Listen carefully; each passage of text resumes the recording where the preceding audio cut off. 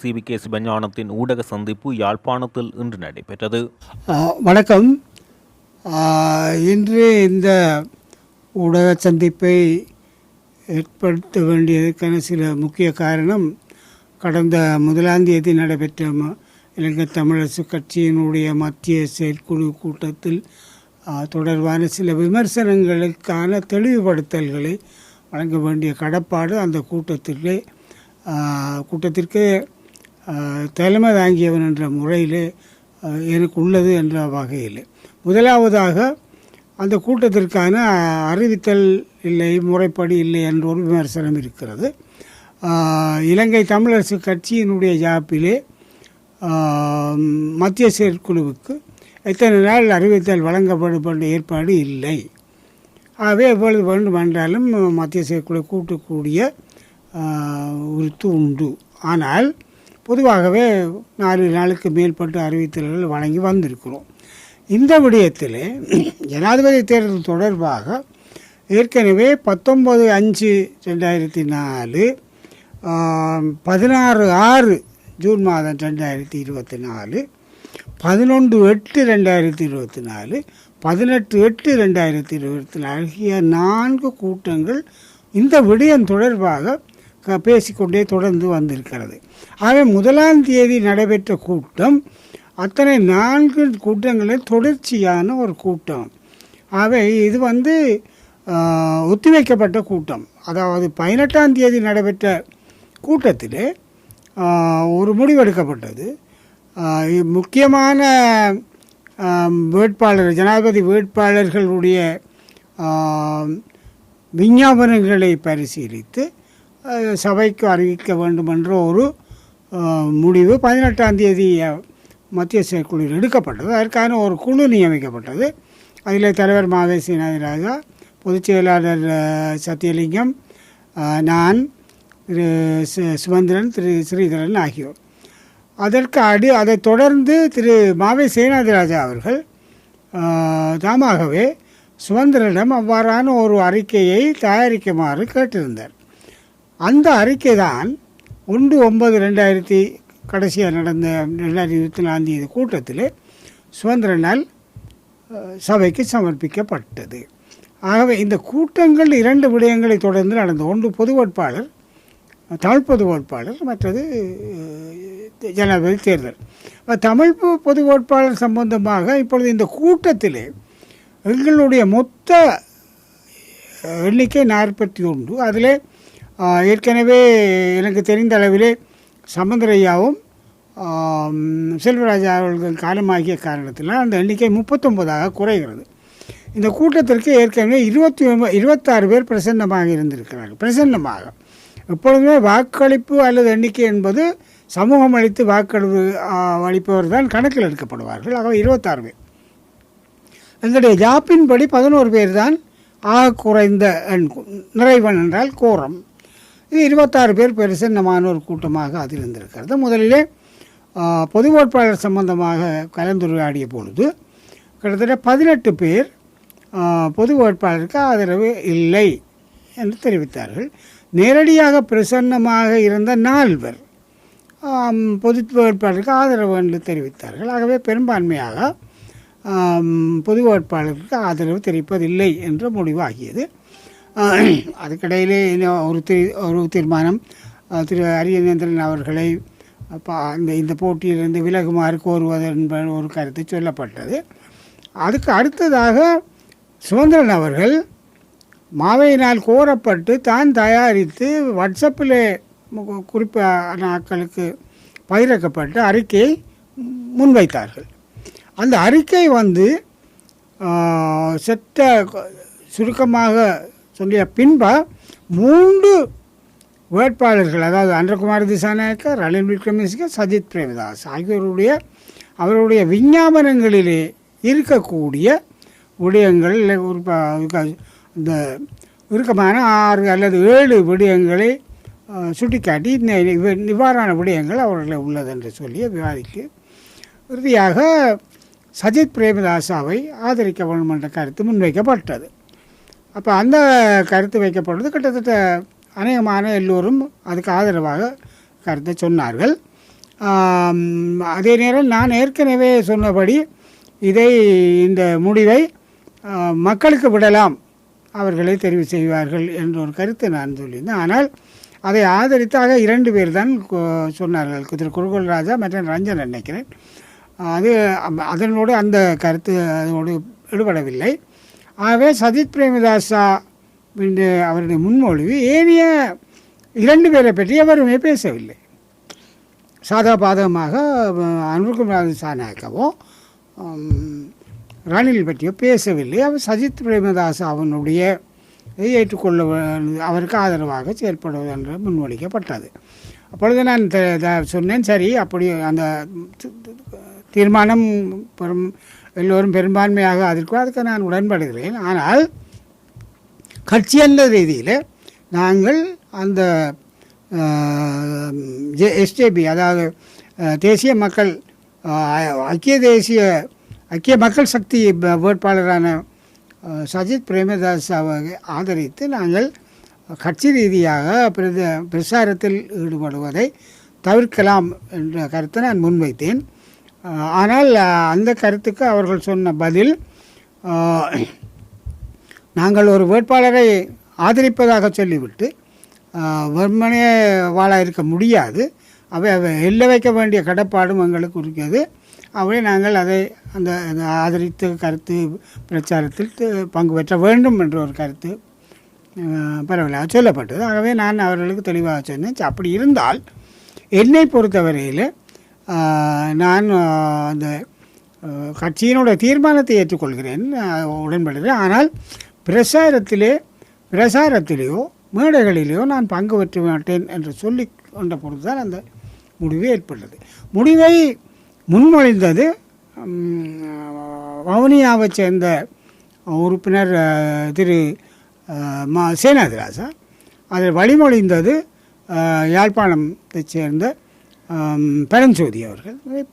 தீர்மானம் பெரும்பான்மையான அங்கத்தவர்களுடைய அங்கீகாரத்தோடு சஜித் பிரேமதாசாவை ஆதரிப்பது என்று தீர்மானிக்கப்பட்டது.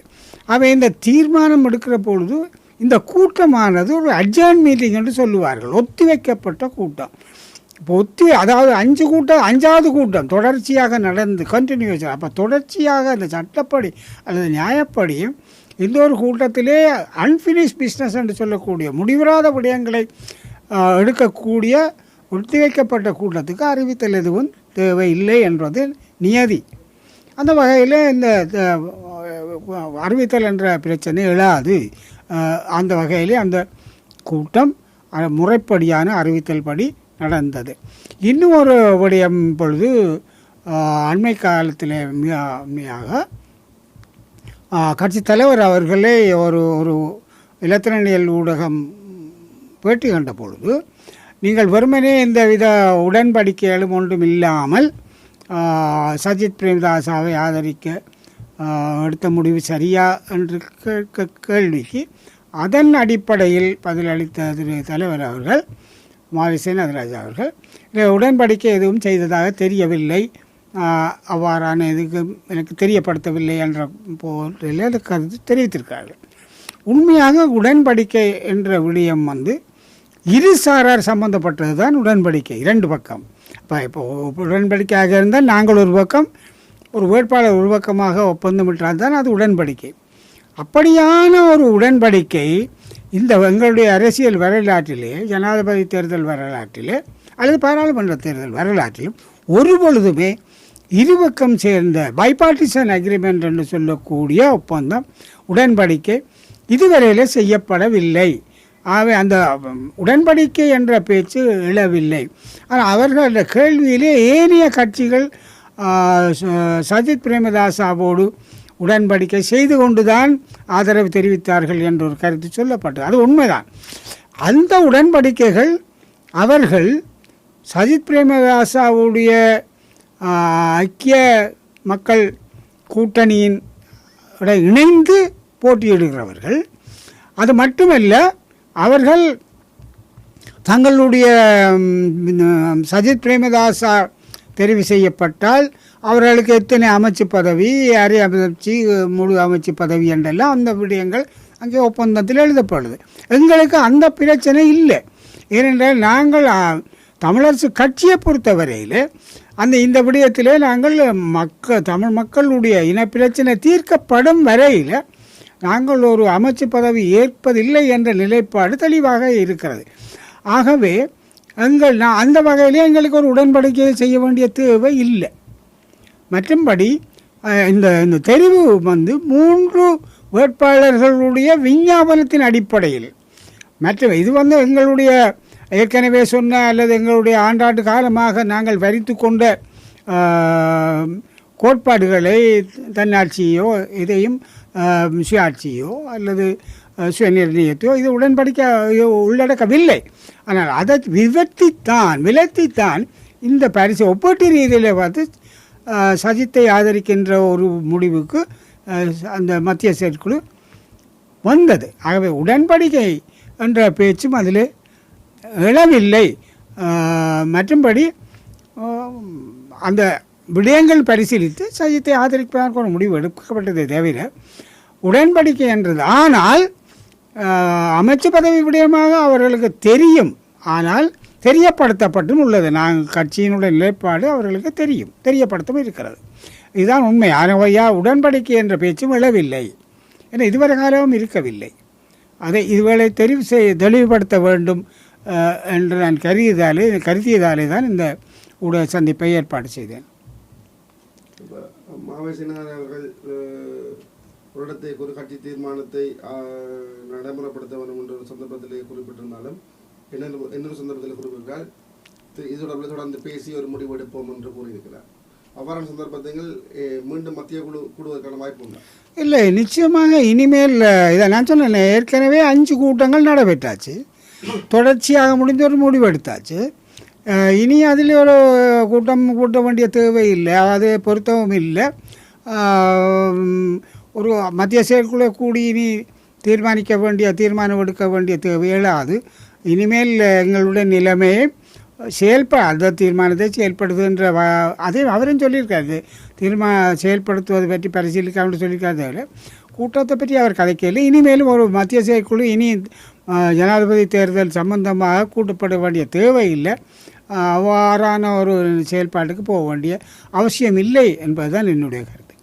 தொடர்ச்சியாக மக்களை தீர்மானிக்க வேண்டும் என கருத்துப்பட நீங்கள் கூறியிருந்த நிலையில் கட்சி சஜித் பிரேமதாசவுக்கு ஆதரவளிக்க ஒரு தீர்மானத்தை எடுத்திருக்கின்றது. உங்களுடைய நிலைப்பாடு காலத்தில் எப்படி? அது கட்சியினோட தீர்மானத்துக்கு நான் கட்டுப்பட்டவன் தான். அதிலும் அந்த கூட்டத்தை தலைமை தாங்கி இருக்கிறேன். அந்த இடத்துல அந்த உறுப்பினர்களுடைய கருத்துக்களை நான் நேரடியாகவே பார்த்திருக்கிறேன். ஆகவே அந்த கட்சி தீர்மானத்தைப்படி சஜித் பிரேமதாசா ஜனாதிபதி தேர்தலில் ஆதரிக்க என்ற முடிவோடு நான் கட்டுப்பட்டவன். அதை ஆதரித்து தான் நிற்கிறேன். நிச்சயமாக அது எனக்கு உடன்பாடு இல்லை. ஏனென்றால் நாங்கள் ஒரு கட்சி இன்னொரு கட்சிக்காக நேரடியாக பிரச்சாரத்தில் போய் நான் பங்கு பற்றுவது சில நேரம் அது எங்களுக்கு பாதகமாக அமைய வேண்டும். இது என்ன சொந்த கருத்து. அந்த கருத்திலேருந்து நான் விலகையில் ஆனபடியால் பிரச்சார செயல்பாடில் நான் ஈடுபட மாட்டேன். மத்திய குழு கூட்டத்தில் சில பாராளுமன்ற உறுப்பினர்கள் உட்பட முக்கியமானவர்கள் கலந்து கொள்ளாத நிலையில் இந்த தீர்மானம் எடுக்கப்பட்டதாக சமூக ஊடகங்களில் குற்றச்சாட்டு முன்வைக்கப்படுது. இதை நீங்கள் எப்படி பார்க்க? இல்லை, ஒரு கூட்டம் கூட்டப்படும். அந்த கூட்டம் தலைவர்களுடைய ஒப்புதலோடு தான் பொதுச் செயலாளரை கூட்டப்பட்டது. எல்லாருக்கும் எழுத்து மூலமான அறிவித்தல் அனுப்பப்பட்டிருக்கிறது. நான் நினைக்கிறேன் 27ஆம் தேதி நினைக்கிறேன். 27 இல்லை 28ஆம் தேதி 1ஆம் தேதி கூட்டத்துக்கான அறிவித்தல் அனுப்பப்பட்டிருக்கு. அப்போ யாருக்கு அதில் பெரியவர் சின்னவர் என்ற கருத்து இல்லை, எல்லோரும் உறுப்பினர்கள் தான். அவே தலைவரும் வந்திருக்கலாம், அது வருவார் போவார்கள், அது பிரச்சனை இல்லை. அவர் வரையில் இவர் வரையில் கூட்டத்தை ஒத்தி வைக்க இயலாதே அல்லது நடத்தாமல் விட இயலாதே. ஆனபடியில் அவரும் வரையில் ஒரு கூட்டம் நடைபெறாது. அந்த உறுப்பினர்கள் சம உறுப்பினர்கள் தான், சம உரிமை உள்ள உறுப்பினர்கள் தான். அவர்கள் மத்திய செயற்குழு உறுப்பினர்கள். அவர்கள் அந்த தீர்மானம் சரி, பாராளுமன்ற உறுப்பினர் தானே அல்லது மாகாண சபை உறுப்பினர் தான் அல்ல தலைவர் என்ற இல்லை, எல்லோரும் சம உறுப்பினர்கள் என்ற வகையில் தீர்மானம் எடுக்கப்பட்டது. ஆனால் இப்போ உதாரணத்துக்கு சில பேருக்கு உடன்பாடு இல்லைன்னா அவர்களுக்கு அந்த அந்த கருத்தை சொல்கிற உறுதி இருக்குது, அதை அவர்கள் சொல்லலாம், அது வேறு. ஆனால் கட்சி தீர்மானமாக அன்றைய தீர்மானம் முறைப்படி உரிய கோரம் உள்ள ஒரு கூட்டத்தில், பெரும்பான்மை உள்ள கூட்டத்தில் ஏற்றுக்கொள்ளப்பட்டது. அது தீர்மானம் வலுவான தீர்மானம்.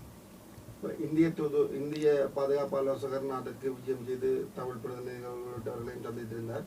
இந்த பின்னணியில் தான் திடீரென சஜித் பிரேமதாசவுக்கு ஆதரவு அளிக்கப்பட்டிருந்ததாக கூறப்படுகின்றது. அவ்வாறான இதையும் முன்னெடுப்புகள் காட்டப்படுது. இல்லை, அப்படியான ஒரு தகவல் என்னை பொறுத்தவரையில் எனக்கு இருக்கு இல்லை. அவர்கள் எல்லா கட்சி தலைவர்களையும் தான் இந்திய பாதுகாப்பு ஆலோசகர் அஜித் தோவால் சந்தித்தார். ஆனால் பொது வேட்பாளர்கள் சம்பந்தமாகவோ அல்லது யாருக்காக ஆதரிக்க வேண்டும் என்ற நிலையை பொது வேட்பாளராக அவர் அதிருப்தியாக இருந்ததாக ஒரு தகவல் இருக்கிறது. அது கூட எனக்கு உத்தியோகபூர்வமாக தெரியாது. அதே மாதிரி சஜித் பிரேமதாசாவை ஆதரிக்க வேண்டும் என்ற நிலைப்பாட்டை அவர் சொன்னதாகவும் உத்தியோகபூர்வமாக எனக்கு தெரியாது. அவனுடைய அவ்வாறான ஒரு நிலை இருந்தால் அது பங்கு பெற்றியவர்கள் தான் சொல்லுவார். வெற்றி வேட்பாளருக்கு ஆதரவளியுங்கள் என்று கூறப்பட்டதாக கூறப்படுது. இல்லை, அந்த ஒரு நிலை வாய்ப்பு இருக்கிறது என்று சொல்லப்பட்டது. அது உண்மைதான். அவர்கள் சொல்லுகிற பொழுது இப்பொழுது இருக்கிற அது ஒவ்வொருத்தருக்கும் ஒரு கருத்து இருக்குந்தானே. வெற்றி வாய்ப்பு இப்பொழுது சஜித்துக்கு கூட இருக்கிறது என்ற ஒரு கருத்து சொல்லப்பட்டது உண்மை.